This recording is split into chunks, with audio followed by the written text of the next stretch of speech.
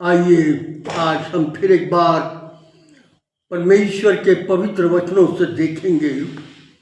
पवित्र शास्त्र बाइबल परमेश्वर का जीवित वचन है, इसलिए यह जब प्रचार किया जाता है ताकि लोग परमेश्वर जो जीवित है उसकी सत्यता सुने।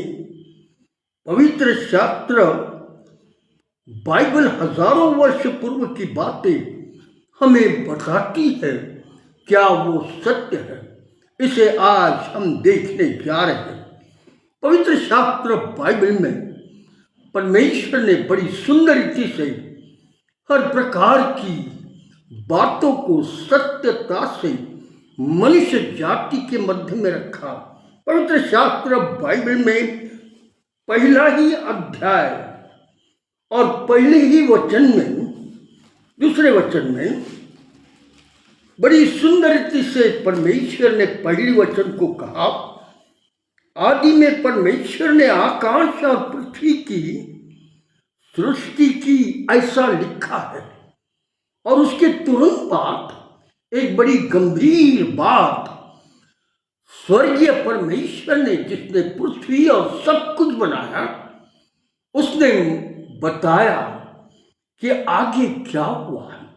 और इसलिए ऐसा लिखा है, आगे में पृथ्वी बेडौल और सुनसान पड़ी थी और गहरे जल के ऊपर अंधियारा छाया था तथा परमेश्वर की आत्मा जल के ऊपर मंडरा रही थी। यह स्थिति इस पृथ्वी की परमेश्वर ने हमें बताई। यह बेडौल हो गई थी। और पवित्र शास्त्र का इतिहास इसीलिए पूर्व काल की बातें, पूर्व सनातन की बातें पवित्र शास्त्र बाइबल इसलिए बताती है कि कोई भी बात मनुष्य जाति से ना छुपी रहे। और इसलिए उसने कहा पृथ्वी बेडौल और सुनसान पड़ चुकी है। आप कहेंगे परमेश्वर ने पृथ्वी को बनाया, फिर उस परमेश्वर ने पृथ्वी को बेडौल और सुनसान क्यों बनाया? मित्रगण, परमेश्वर ने जो कुछ बनाया जीवनदायक बनाया। परमेश्वर ने जो कुछ निर्माण किया सुंदरता में ढाया, परंतु पाप बीच में आया। पाप और बुराई आने का परिणाम पृथ्वी बेडौल और सुनसान पड़ गई। और ऐसा लिखा हुआ है, पृथ्वी बेडौल और सुनसान पड़ी थी और गहरे जल के ऊपर अंधियारा छाया था। यह घटना हजारों लाखों वर्ष पुरानी है। यह सत्य पवित्र शास्त्र बाइबल मनुष्य जाति की आंखों को और ज्ञान को खोलती है। साइंटिस्टों को और इतिहासकारों को यही पवित्र शास्त्र है उनकी आंखों को और बुद्धि को खोलने वाला। इसी के द्वारा उनको इस सृष्टि की और आकाश मंडल की सत्यता मालूम हुई। और इसीलिए साइंटिस्ट जो नासा के हैं सब कुछ देखने लगे, संसार के इतिहासकार सब कुछ खोजने लगे। यह घटना हजारों लाखों वर्ष पुरानी है। यह लिखा गया 1688 में और ऐसा कहा गया है, यह पवित्र आत्मा की सामर्थ्य से स्वर्ग के परमेश्वर ने अपने भविष्यद्वक्ताओं को कहा, ये तू लिख, क्योंकि उस समय तू नहीं था। और इसलिए वो लिख कर चलते रहे। और इसी का परिणाम आज हम पवित्र शास्त्र की सत्यता को जान सक रहे हैं। यह घटना आदम हव्वा को इस पृथ्वी पर निर्माण करने से पूर्व हुई है। शैतान इसका नाम, जिसका नाम लूसीफर है, और उसके साथियों ने जीवित परमेश्वर के विरुद्ध पाप किया। और उसका परिणाम सारे पृथ्वी पर हुआ। पृथ्वी बेडौल हो गई, सुनसान हो गई और अंधेरा छा गया। उसका परिणाम पृथ्वी को बुराई में जाना पड़ा और पाप और बुराई का परिणाम पृथ्वी को सहना पड़ा। यह सह नहीं सकी, वह बेडौल और सुनसान हो गई। आज जब मनुष्य जाति पाप करती है तो बेडौल हो जाता है और उस मनुष्य को ही मालूम समझता नहीं मैं क्या कर रहा हूं, क्योंकि पाप की जिंदगी पृथ्वी को जब बुराई में डाल सकती है, डगमगा देती है, तो मनुष्य पाप करने वाला पाप के जीवन में रहता है तब वो बेडौल और सुनसान होता है। मित्रगण, इस मनुष्य को ही नहीं समझा कि मैं पाप कैसे कर रहा हूं, क्योंकि जीवन पाप में अंधियारे में रह गया। आज असंख्य परिवार पाप की जीवन के कारण डगमगा गई है। आज की परिस्थिति, बहुत सारे परिवार पापमय जीवन के कारण डगमगा रहे हैं। पति पत्नी में शांति नहीं, परिवार के बच्चों में शांति नहीं, ठिकानों में शांति नहीं, देशों देशों में शांति नहीं, क्योंकि पाप का परिणाम डगमगाना हुआ है। और इसीलिए हर व्यक्ति यह बात महसूस कर रहा है कि हम अंधियारे में चल रहे हैं। हाँ मित्रगण, जब पाप और बुराइयां हो जाती है तो अंधियारा मनुष्य के जीवन पर आता है, मनुष्य के फ्यूचर पर आता है। मनुष्य का जीवन अंधियारे में खो जाता है। और इसीलिए पवित्र शास्त्र बाइबल हर प्रकार से मनुष्य जाति को उसकी सारी बुराइयों से छुटकारा देता है। जैसे पृथ्वी बेडौल और सुनसान और अंधियारे में थी, पवित्र शास्त्र बाइबल बताता है, तब परमेश्वर ने कहा उजियाला हो, और उजियाला हो गया। पृथ्वी की बेडौलता चली गई, पृथ्वी की बुराई चली गई, पृथ्वी अच्छी हो गई, उपज देने लायक हुई, अच्छी सुंदर बनती चली गई। वैसा ही मनुष्य के जीवन में जब परमेश्वर की सत्यता का प्रकाश पहुंचता है तब मनुष्य का जीवन जो बेडौल और सुनसान है वह बदल जाता, वो सुंदर होता, उसमें जीवन आता, उसके अंदर फल दिखने लगते, उत्तम फल आत्मा के। मित्रगण, यही परमेश्वर चाहता है। और इसलिए पवित्र शास्त्र बाइबल आगे बड़ी सुंदर रीति से सारी बातें हम तक रखता है। और उसी समय परमेश्वर ने योजना आदम हव्वा के पूर्व बनाई कि पृथ्वी मैं स्थिर कर डालूंगा, और परमेश्वर ने पृथ्वी को स्थिर किया।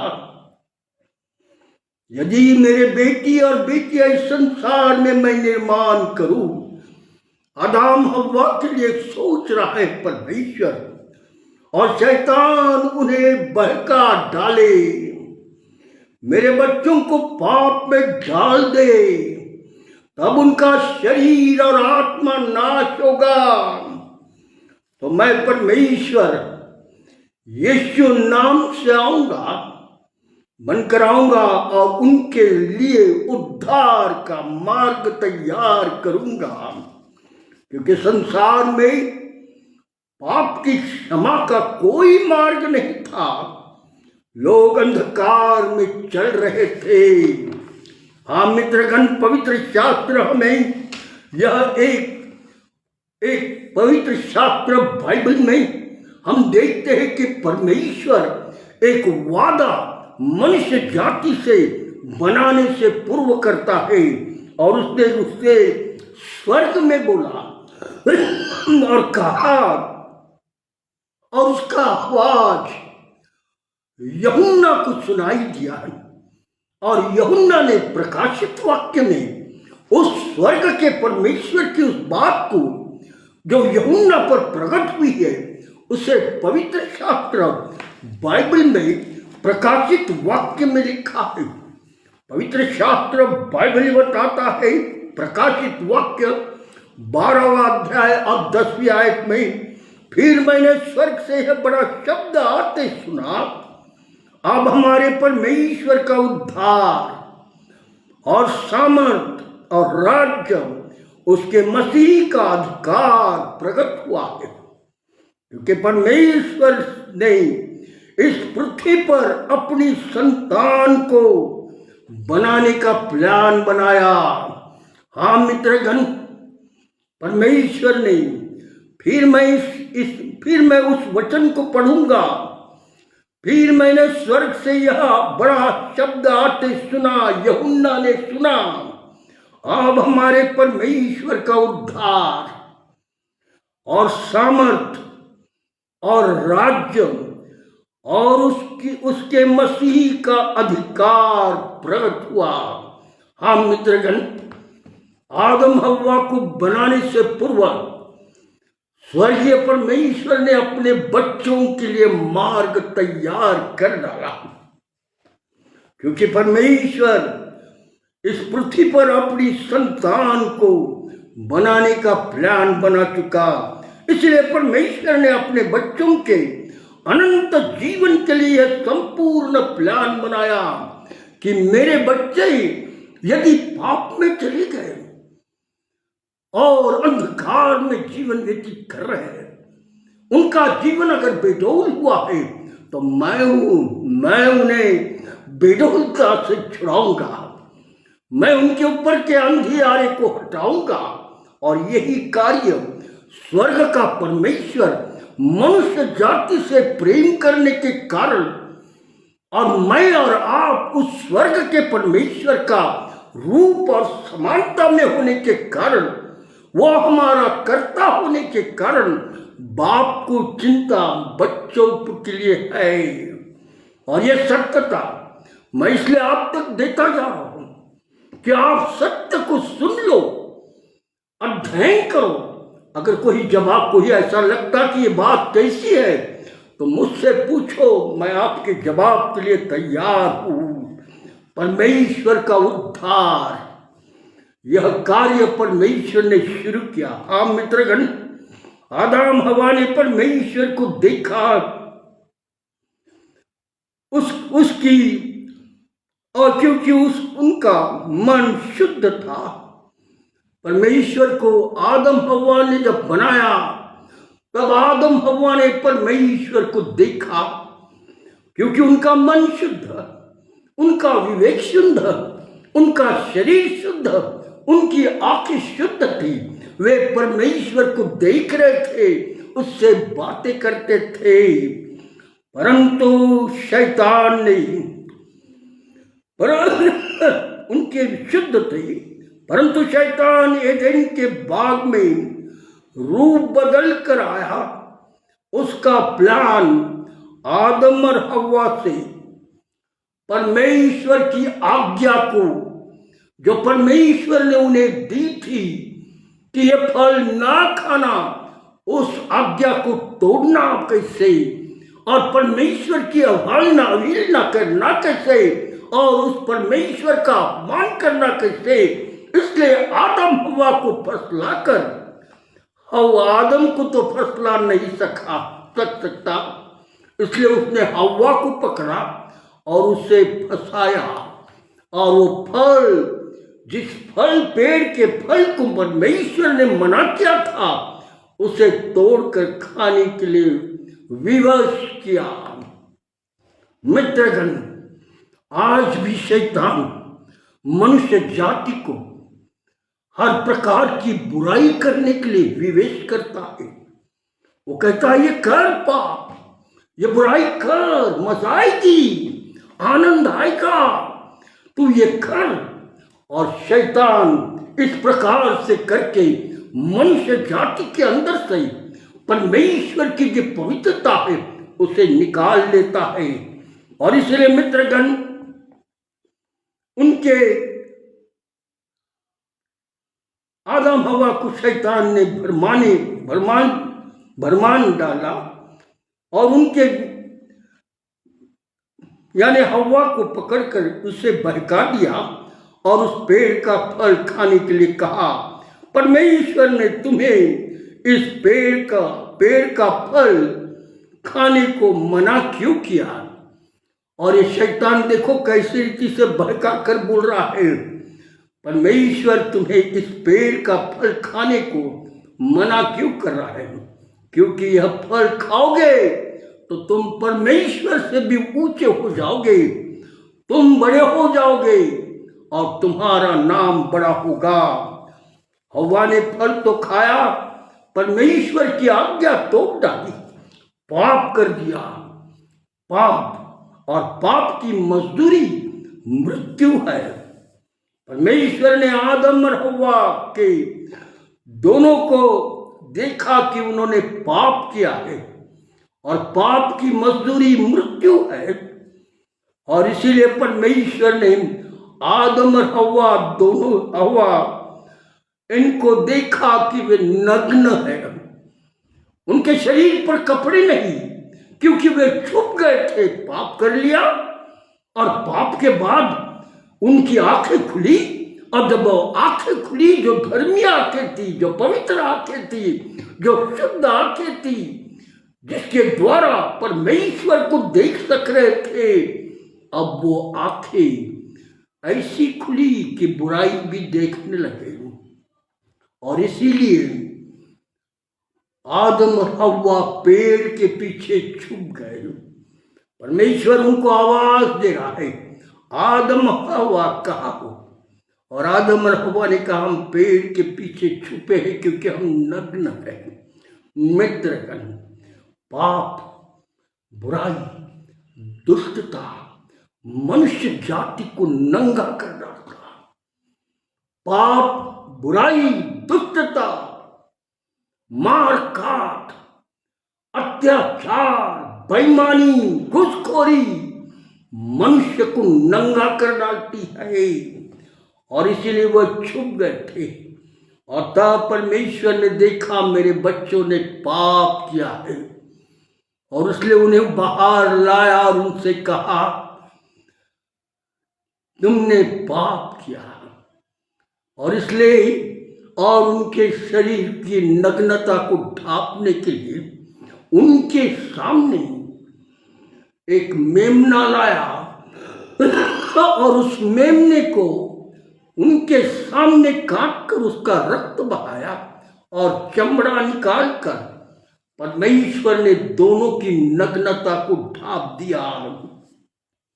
मित्रगण, ओ पाप का परिणाम, दुष्टता का परिणाम, मनुष्य जाति के आत्मिक आंखें बुराइयां हो जाती, बुरी हो जाती है।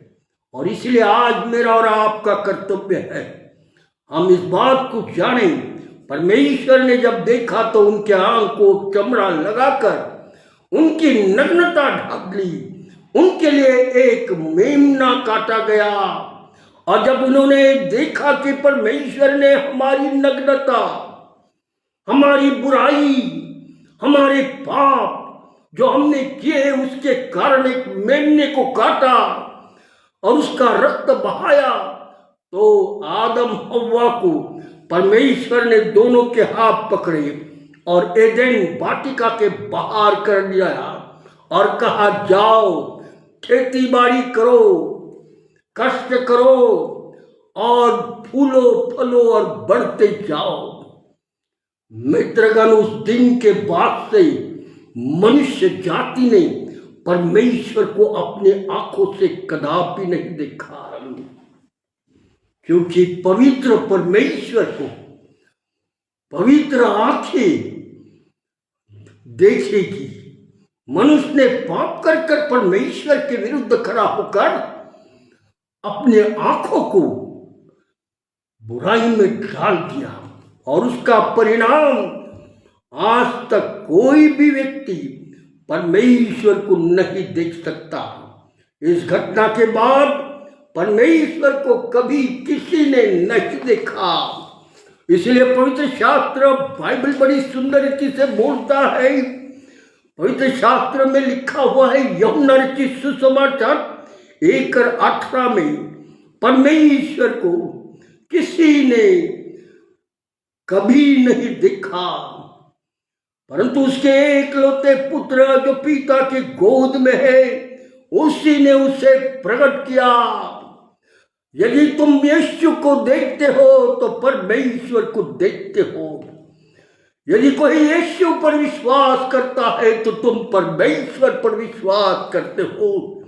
यदि आप संसार में पापों के लिए पश्चाताप करके यीशु के नाम से कहते मुझ पापी पर दया कर, तो आपके अपराध स्वर्ग का परमेश्वर क्षमा करता और आपको नया जीवन देता। मित्रगण, पवित्र शास्त्र बड़ी सुंदर रीति से हर मनुष्य को बचाना चाहती है, क्योंकि परमेश्वर शुद्ध और पवित्र है। पाप में आंखें उसे देख नहीं सकती। संपूर्ण संसार के लोगों ने यह प्रथा बना डाली कि हम पाप करेंगे तो मुर्गे, बकरे, गाय, बैलों का रक्त वेदियों पर, मूर्तियों पर और जगह जगह डालेंगे और उनका खून बहाकर हम कहेंगे हमारे पाप क्षमा हो गए। और यही प्रथा हर स्थानों में चल रही थी और इसीलिए लोग इस प्रकार से अपने मंदिरों में, अपने मस्जिदों में, अपने मंदिर क्रिश्चियन यहूदियों के भवनों में, लोग यरूशलेम के मंदिर में पूर्व के दिनों में जानवरों को बलि करते थे और कहते थे हम लोगों के पाप क्षमा हो गए। मक्का मदीना में जानवरों का बलि किया जाता है। हिंदू मंदिरों में लोग वेदियों पर जानवरों का लहू बहाते हैं। पूर्व काल में हमारे देश में चंद्रपुर के महाकाली मंदिर में ब्रिटिशों के जमाने से पूर्व आदिवासी समाज नरभक्ष किया करते थे। लोग एक बच्चे को गले में हार डालकर, मालिया पहनाकर उसे मंदिर, महाकाली मंदिर के पास लाते थे और वहां उस बच्चे को अंदर काट के बलि कर डालते थे। ब्रिटिश सरकार को जब ये मालूम हुआ, उन्होंने इस प्रथा को बंद कर दिया। परमेश्वर ने यह देखा, लोग जानवरों का रक्त बहाकर यह सोच रहे कि मेरे पाप क्षमा हो गए, पर मनुष्य ने पाप करना और जानवरों का रक्त बहाना, यह हत्या हो रही थी, ना कि पापों की क्षमा। इसीलिए पवित्र शास्त्र बाइबल में इब्रानियों की पत्री इसका 9वां अध्याय और 22वें वचन में ऐसा लिखा है, पर यह सच है, रक्त बहाए बिगर पापों की क्षमा नहीं। परंतु पवित्र शास्त्र आगे और क्या कहता है हम सुनेंगे। इब्रानी की पत्री इसका 10वां अध्याय 10वीं आयत में लिखा है, उसी इच्छा से हम यीशु मसीह के देह के एक ही बार बलिदान चढ़ाए जाने के कारण पवित्र किए गए। फिर एक बार मैं पढ़ूंगा इस वचन को, उसी इच्छा से हम यीशु मसीह के देह के एक ही बार बलिदान चढ़ाए जाने के द्वारा पवित्र किए गए। हाँ मित्रगण, यह सत्य है, क्योंकि उसने एक ही चढ़ावे द्वारा उन्हें जो पवित्र किए जाते हैं सर्वदा के लिए सिद्ध कर दिया कि पवित्र परमेश्वर प्रभु यीशु के रक्त के द्वारा मनुष्य जाति के पाप धुलते और वो सिद्ध है।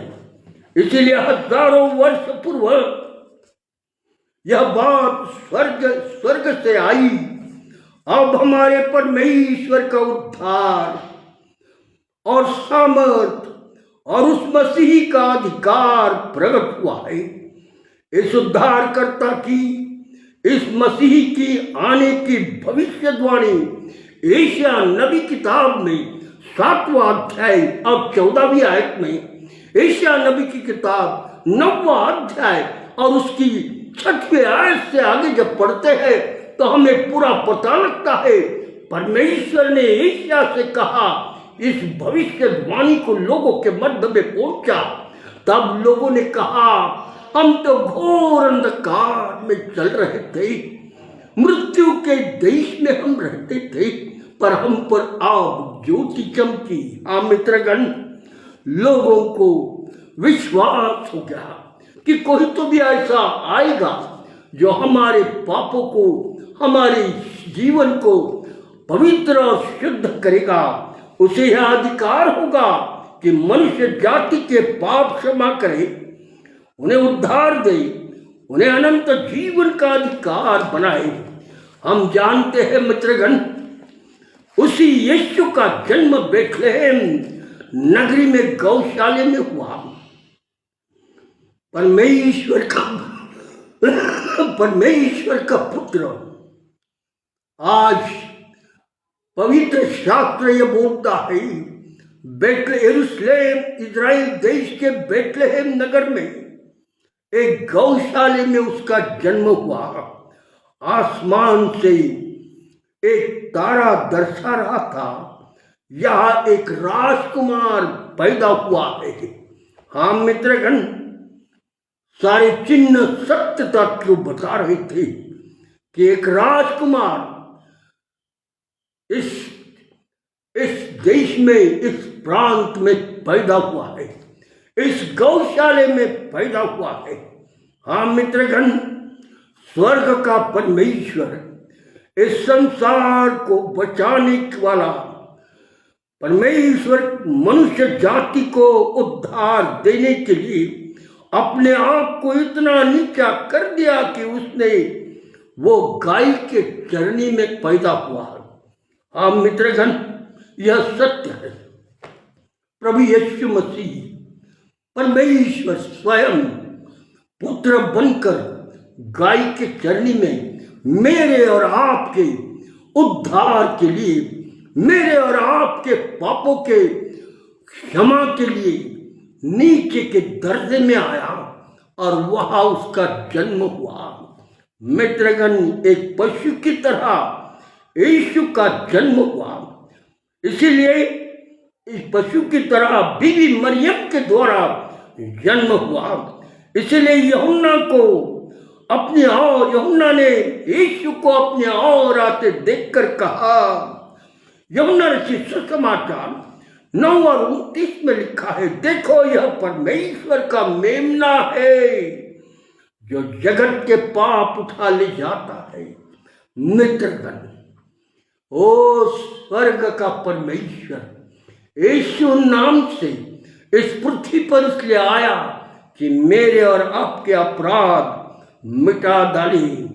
देखो यह परमेश्वर का मेमना, ओ जैसे मेमना काटा जाता है वैसे यीशु मसीह को मार डाला जाएगा, क्योंकि जगत के पाप रक्त बहाए बिगर क्षमा नहीं है। इस बात पर विश्वास करती सो परमेश्वर ने इस संसार के संतानों के लिए, इस संसार के लोगों के लिए, इस संसार के बेटी और बेटों के लिए अपना प्राण सलीब पर दिया।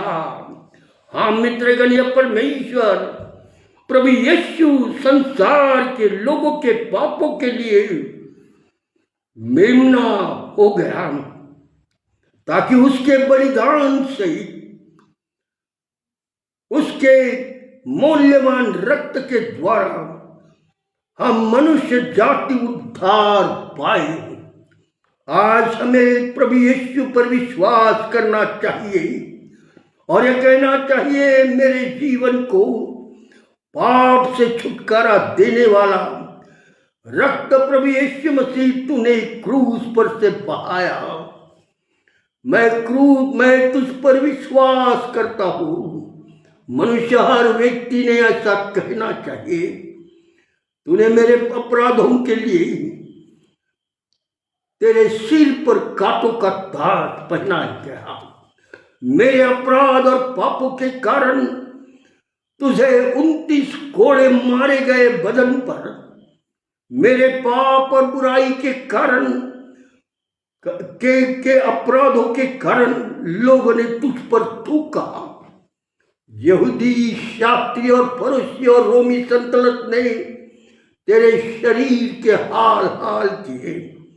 मेरे पापों का बोझ भारी तुझ पर लाद दिया गया। मेरे संसार में किए हुए दुष्ट कर्मों के कारण तेरे दोनों हाथों पे खिले ठोके गए, तेरे पैरों में खिले ठोके गए। जब प्रभु यीशु तू मेरे पापों के कारण क्रूस पर टांगा गया, तेरे सीने में भाला भूसा गया। मेरे अपराधों के कारण, मेरे बुराई के कारण आज यदि मनुष्य जाति इस सत्यता को सुनकर नम्र होकर परमेश्वर के पास पूरी बुद्धि और प्राण के साथ आएगा तो वो मनुष्य जाति का जीवन बदल जाएगा। मित्रगण, अब समय थोड़ा है और इसलिए पवित्र शास्त्र की बातें हमने जानना जरूरी है। हर कोई जो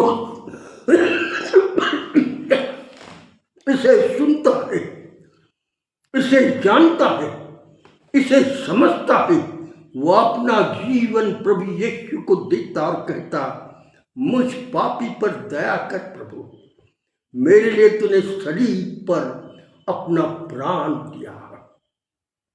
ओ जो ताड़ना मुझे पड़नी थी उसे तूने अपने ऊपर ले लिया। आज मैं विश्वास करता हूं क्योंकि तू मृतकों में से जीवित हुआ, स्वर्ग पर गया और तू आने वाला है।